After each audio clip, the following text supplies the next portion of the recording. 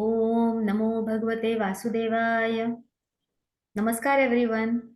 Welcome to our 12th session on how to study the Bhagavad Gita. Today we will cover chapter 9, which is Rajavidya Rajaguhya Yoga. So Nilesh, to begin with, the chapter begins with Pratyaksha Avagam Dharmyam Susukam Kartum Avyayam. So I think that shlok pretty much summarizes the gist of chapter 9. Can you tell the viewers what this chapter 9 is all about? Great. So chapter 9 is right at the middle of Bhagavad Gita. So total of 18 chapters. And this is not just to say something very trivial. For example, oh, come on. So there are 18 chapters. So naturally, it's a 9 chapter. So just like in a way of a very trivial thing, I might say, oh, it's right at the middle, like as if like I'm telling something very important or very esoteric. That's not the case. I think you just from the shlok and the content of this chapter, you can see that that was also in the mind of Bhagwan Vyasadeva. But also many great rishis and sages and munis who commented on it, they also recognized it. For example, it is said that when Jnaneshwar, Santa Jnaneshwar took his Jivanta Samadhi at the age of 21 in Alandi, it is said that he did it once he sat inside the Samadhi area and asked the people to put the last brick. When he was doing it inside, he wanted, and he did, therefore, that's how the story goes. He recited, chanted the 9th chapter of Bhagavad Gita, this Rajavidya Rajaguhya Yoga. So what is it? Again, it's a Guhya, Rajaguhya, like a secretive. Actually, it's not a secretive. I say secretive is in this way, a very crude example, but very practical example. I have never seen a copy of Bhagavad Gita being stolen. Like, see, I'm connected with, say, Hare Krishna movement for a very long time, since mid 80s. And I know all their swamis, many great individuals into the whole organization across the world. I have been to their mandirs everywhere. And I used to participate into their book distribution and whatnot. And this was always a discussion point that even when a stack of Bhagavad Gita is kept somewhere, a very well printed, good copies, they will not be stolen. Okay. In that sense, it's a guhya. Nobody thinks this is important. So even if the secret is out in the open, because nobody thinks it's useful to them, nobody goes for it. So in that sense, you can say guhya. Another one, of course, is just one may simply read it and think they know. But there are layers of this, and you become only aware of it, aware of them, that guhya, through the practice. So as a summary of 9th chapter, again, second chapter, the essence of Bhagavad Gita was conveyed. If it was not conveyed, when Krishna asked another question, then karma, vikarma, akarma, that was covered in the chapter 3, 4, 5. So that was essentially like another full stop. Everything that needed to be said was said. And then beginning 6th chapter, these are the different tools, you can say, to achieve whatever is already discussed, the Sthita Prajna or Karma Sannyasi, the Sthiti, or Jivan Mukta. Okay, that Sthiti, how to achieve that, it is being discussed through chapter 6. Chapter 6 focuses on Ekagrata. Chapter 7 focuses on a Bhakti, or rather explains Bhakti. And chapter 8 talks of Satakya Yoga. Like, because somebody says, now how long I have to focus? And other person says, how long I have to do Bhakti? And then the question they're asked there is, what do you mean, how long? I mean, if it's a joyful activity, we don't say how long, right? I mean, if you go to a vacation, how long I should take a vacation? Ideally, if one is allowed, one would like to take it forever. It is something similar. And so that's the Satatya Yoga is explained in the chapter 8. So now the 9th is again, in a way, not again, in a way, it's bringing all together. So Mana Buddhi Sharira, that is what we are here in. So Sharira, assign it to karma. Karma, vikarma, akarma. So in that, in order to get from karma to akarma via vikarma, we need to involve the mind. Okay. And for ekagrata and also for satatya yoga, why we should do satatya yoga, why we should have ekagrata, and why bhakti is important, there is the idea of a buddhi also as much as a mind. So now we have to make use of all of this when brought it together in whatever situation, whatever station you are in life, to make use of it. And pratyaksha avagamam dharmyam. This is not in Tukarma's language, yachi dehi yachi dola. So like if you're talking of a mukti, it is not something that you keep on doing things, hoping like in many other, like say Abrahamic religious tradition, you hear, okay, you wait until you die in this particular body. And then the day of judgment, and then it will be decided. This is nothing like that. It's yachi dehi. In Tukarama's language, yachi dehi, yachi dola, right here and now. Okay, you can experience it. And that's what this chapter 9 is discussing. Okay, very interesting. Yeah. So I'll ask you to request you to elaborate on a couple of more shloks in this session. So another shlok that catches my mind is yoga kshemam vahamyam, where Krishna says that you tells his bhakta or tells Arjun here that you keep thinking of me and I will take care of your udar nirvaha. That means I will take care of your day-to-day requirements. Actually, he doesn't mean that. So, can you actually say what Krishna means in this shlok? Okay. So, yeah, I mean, it's Krishna is many times it may be interpreted as like, hey, I will take care of you in a simple language, right? Um, Directionally, in a way, that's true. I mean, in a soft way, it is true. The literal meaning might have become solid in people's minds, maybe because Yoga Kshemam Vahamyam was taken as a what you call tagline by the Indian Vima, meaning the Indian LIC. LIC, Life Insurance Company of Yes. India, right? Yes. Yoga Kshemam Vahamyam. Vahamyam. You pay the premiums, we will take care of you, kind of thing, right? But it wasn't a bad choice if you think of it. What Yes. they have done with that insurance. I mean, the selection of a slogan. Again, this is a yoga bhasha, but yoga kshema, and again, people understand yoga in a different way, kshema in a different way. But if I have to say this crudely, we can interpret this to mean Krishna is saying when you follow the principles or the message, the Guhya Jnana, Raja Vidya that he's imparting in this particular chapter, which is a continuation of all previous chapters, it will happen. And in a way, he's giving that assurance, I will ensure. I will ensure that this happens. And what happens? He says, whatever you have, it will be preserved. Okay. And so it's like what you would like to have, something that aprapta and prapta. Whatever you have is a prapta, it will be preserved. And whatever is aprapta that you wish to have, you will acquire it. That in that sense, yoga kshemam vahamyam, I will ensure that whatever is prapta will be kept, will be preserved, and whatever is aprapta, which is to say, whatever the good that you have achieved so far, that will be maintained, and whatever is the gap, that will also be fulfilled, or that will also be eliminated, so to say, in that sense. Now, what is the context, like how it is to be done? And that's why you see, I don't know if you're going to ask me on that, but I'll just mention it anyways. For example, Krishna is saying these kind of things everywhere: Brahmarpanam, Brahmavir, Brahmagno, Brahmanahutam. So in this case, he's saying Yat Karoshi, Yadasnasi, Yajjosi, Dadasi, Yat, right? Whatever you do, whatever you are thinking, everything, do it, or do arpan to me, offer it to me, like things of that nature. So he's saying, okay, is this complicated? So that's why he's saying pratyaksha avagamam dharmam susukham kartum avyam. It's very joyful activity. So how to turn that joyful activity? He has given the ingredients right there at the beginning. Swadharma, Shreyan Swadharma Viguna. Okay. So he's saying, so in Japanese civilization, they have a concept of, again, it, but for the benefit of our audience, again, many who are listening to us would know it, something called ikigai.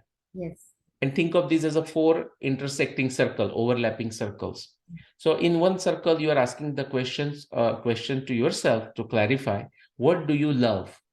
Okay. It's like, what do you love, in the sense of what do you love to do? Passion, your passion. Passion. Very good. The next question you may ask is, what are you good at? Yeah, your Okay, ability. huh? Your ability. Your ability, right? Guna, kind of, right? Guna and inclination. So inclination kind of shows the passion, what you like to do. Guna shows what you are capable of, what you are good at, like a profession, we will say. That's why because of profession, we have learned something. The next one is, what is it that you can do that will sustain you? Again, that think of yoga kshema, prapta and aprapta. So that's if you have to sustain in order to get to aprapta, right? But that prapta. So what is it that can sustain you? And that again depends on time, place, and circumstances. Where you are, what your station in life, yeah, your situation, your education, the particular geographical location, the timing, the economy. I mean, these all factors will come in picture. Okay, so what can you do to sustain yourself, keeping in mind what you love to do and what you are good at? Yeah. And one more circle is, what is the mission? What is your mission? Okay, it says like a passion, profession, vocation, and mission. And in that mission, the mission in the sense of what does society need? Yeah. So it's think of like it's like your what you call pitru runa and samaja runa, that kind of thing. What does society need? And if you can combine all these together, that is actually the Raja Vidya, Raja Guhyam in a way. If you can, that Guhya is ability or ability to comprehend, ability to recognize, and ability to combine them. Okay. If you can combine them, you have a joyful experience. So there And is a saying, right? There's a saying that uh, very few people get to do what they love. Others have end up loving what they do. They have no choice. correct. And in agreed. And in some sense, I will say actually everyone, even those a few people where it appears like they get to do what they love. Okay, it may, I mean, that actually reality can happen. It does happen. But my point is, for an outsider, it may feel like, oh my God, how lucky that individual is. He get to do or she gets to do what he or she loves. But the point is, many times people will forget the efforts. Like I'll give an example of, say, an actor, right? An actor. So the actor might have done a lot of tough other work before getting to that position because he or she liked to do it. And now it's like a rapture of living because they enjoyed doing it and now they're doing it. But people just look at that final solution and think, hey, bingo, why am I so unfortunate? So that's not the case. People have to work on it. But Krishna is giving now here somewhat the other way in the sense to get you there faster. Which is again to you the wonderful point you said, like few gets to do what they love, others they have to learn to love what they have to do, right? Which is in a way what Krishna is saying, yat karoshi adasnasi ajjosi dadasi.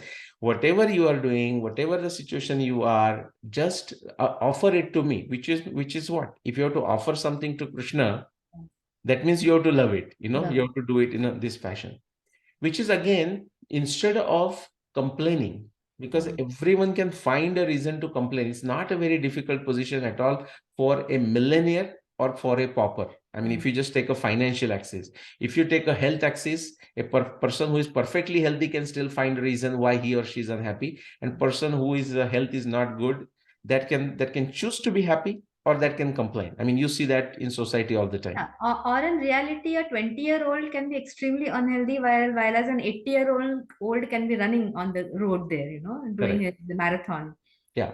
And that is a physical one, but also their mental disposition and intellectual disposition, how they look at it, right? Because if the mental disposition is correct, then automatically it will translate into the physical and every other disposition or angle in life. Correct. So in that sense, when he's saying Yat Karoshi Adasnasi, or even in this chapter, when he's saying, okay, how whatever your situation is, just turn that into Yeah. a favorable situation for you. Correct. So, for example, when he says yoga kshemam vahamyam, one shouldn't think that he's somehow going to provide groceries. Basically, with shlok like satatam kirtayanto mam ya patram pushpam phalam toyam, he's saying that sanskar has to be day in day out. Correct.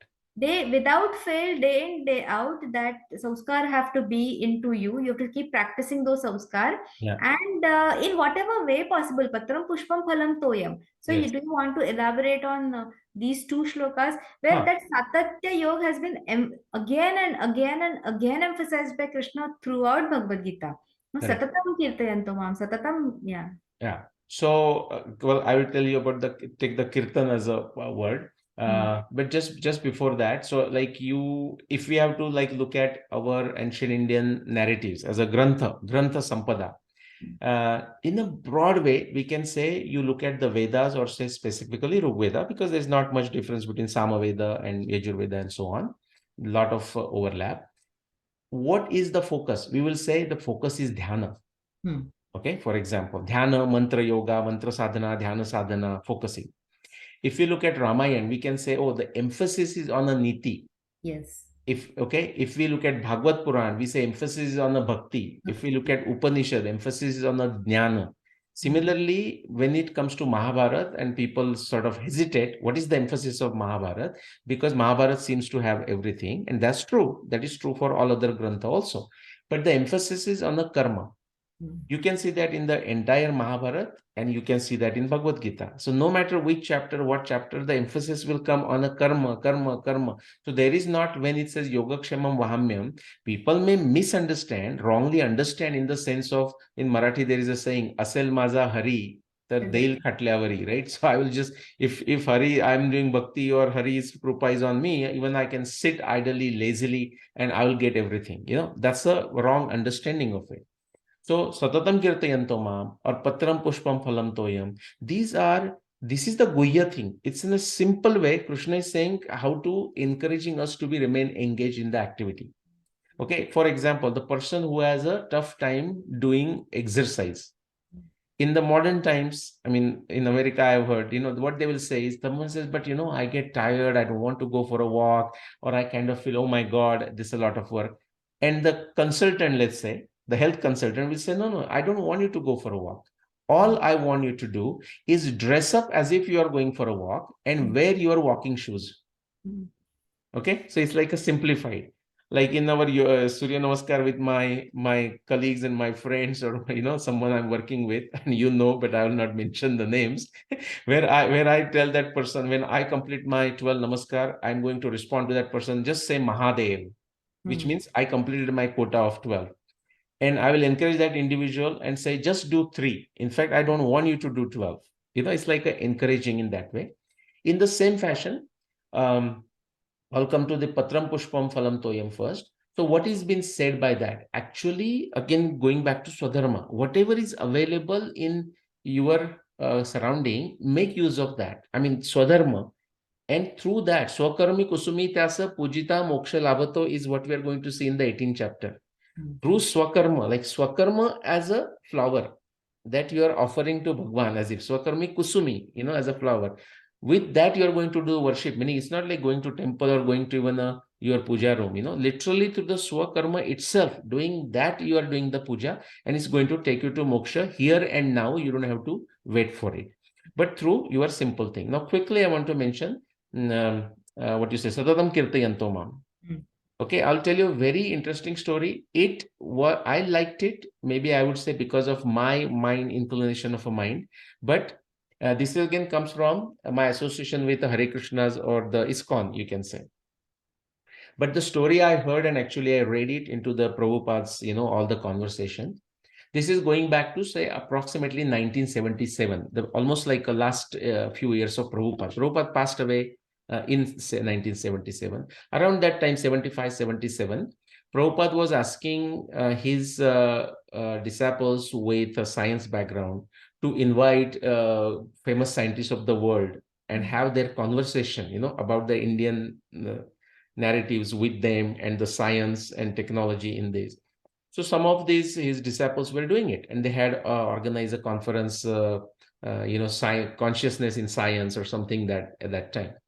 And so the discussion, the preparation discussion for the conference was going on.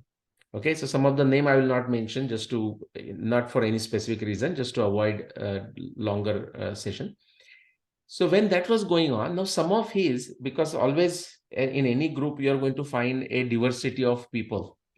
Some people are still struggling on a certain level. Other people have made a progress. Some people are holding to their old dogmas. And that always you will find in any group. Doesn't matter which group. So what happened when there is a long discussion going on? Okay, so which scientists have been invited? And then these disciples are asking, so Prabhupada, for example, in Hare Krishna, there are certain prescription they will follow, right? No tea, no coffee and stuff like that. So he says, or of course, no alcohol and stuff. So he says, what do we do if we have to offer a tea or a wine to the scientist who is coming? Because, scientist doesn't have that perception. And Prabhupada said, well, if that's his requirement, offer it to him. You don't take it. Okay, so he was giving some small instructions.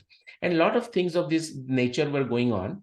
And somebody who I can say is considering a very narrow definition of what kirtan is. Therefore, I am just telling this story. Satatam kirtayanto mam, that person, again, I'll not take the name, a great sannyasi within now, he's no longer with not in his body. He has passed away. He couldn't tolerate it, I mean, relatively young. I mean, just saying, what is this going on? And in this, ISKCON language, that's like a Maya, the Maya discussion is going on. There is no discussion of Krishna. So finally, with a bit of irritation, but still with respect to Prabhupada, he said, Prabhupada, after this discussion is going on in parallel, he said, should we start the kirtan? Because he's kind of irritated that this all secular discussion is going on, conference and the scientists, and should we offer a wine or should we offer a tea, and where they will stay, and what dress these Hare Krishna devotees should wear, the regular dress or a tie and a coat. And Prabhupada said, wear that thing that will make that scientist comfortable. I mean, this is very important, because that's like that. Even if our modern day Hare Krishnas listen to this, they may find this very useful. Because sometimes when I run into them, I find them extremely dogmatic, Dogmatic, yeah, me too. Me too. Right? Yes. Therefore, and many may not know that my association goes back to like whatever 35 plus years, In any case, that's not the point. So do you know what Prabhupada said? That's very important. So when this young sannyasi of Prabhupada says, Prabhupada, should we start kirtan? And Prabhupada could sense where he is coming from, his disciple is coming from. Can I guess what he Yes. said? He must have said, what is going on? That's correct. So what do you think this is going on? This is Yeah. kirtan. Kirtan, yeah. This is kirtan. So kirtan, a very reductionist approach, is like you're taking a cymbals and a mridanga and chanting and singing bhajan and abhangas and chanting mantra or something. Yes, of course, that's a kirtan. Just like when we talk of a yajna, if you think of yajna as a rectangular frame and you have a ghee ready and different things, sticks to go into the fire, yes, that is a yajna, but that's a symbolic yajna. It's a representation of the yajna that we're supposed to do with everything. Okay, so like we chant at the beginning of our meal, like Vadani Kavala Geta, Nama Gya Sri Hariche, Sahaja Havana Hote, Nama Geta Pukase. That is a Havan, okay? Jivana Kari Jivitva Anna He Purna Brahma, Udara Bharna Nohe Zanize Yajna Karma. That's a Yajna Karma. So farmer working in the field is a Yajna Karma. A person working in the factory is doing a Yajna Karma. A mother cooking in the kitchen is doing a Yajna Karma. Okay, so that is a broader meaning, but as a symbolic, you can take it like this. So the point there is, whatever is at your disposal, think of that as a ikigai, think of this as a swadharma. These are different names of it.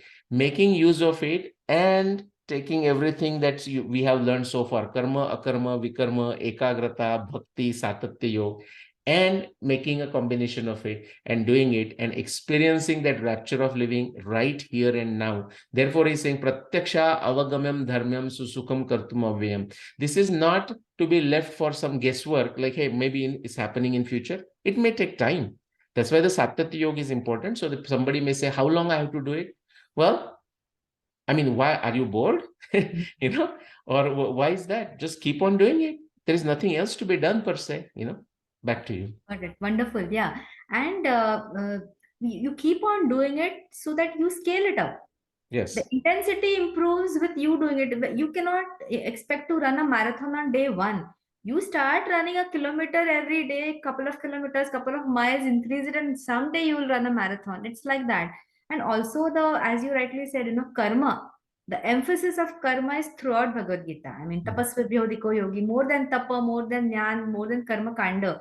Of course, instead of not doing anything, some karma kanda is still preferable, but the ultimate emphasis is, I think, on karma yoga only. So that's great. I think we can end this session here. Yeah. And thank you everyone for being with us. Jagdamba, Jagdamba, Jagdamba.